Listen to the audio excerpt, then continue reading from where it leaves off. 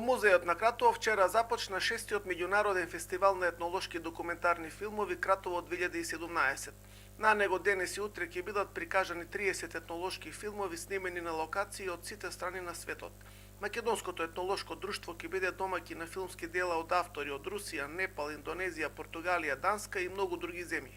Може да се видат многу филмови, обичаи и традиции на многу народи, да се споредат со нашите обичаи и традиции и да се и понатака продолжи со оваа манифестација. Се надевам дека и во наредните години ќе се одржува и ќе имаме уште поголем број на учесници. Публиката ќе може да види филмови за дервишкиот ред Руфај, за мигрантскиот камп во Италија, за кочанското бело злато и многу други етнолошки теми.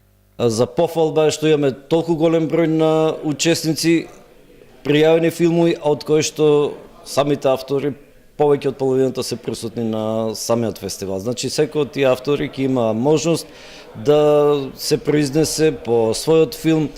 Оваа ретка филмска манифестација е во организација на Македонското етнолошко друштво. Фестивалот се одржува под покровителство на Агенцијата за филм и Министерството за култура, а финансиски е поддржан од општината Кратово.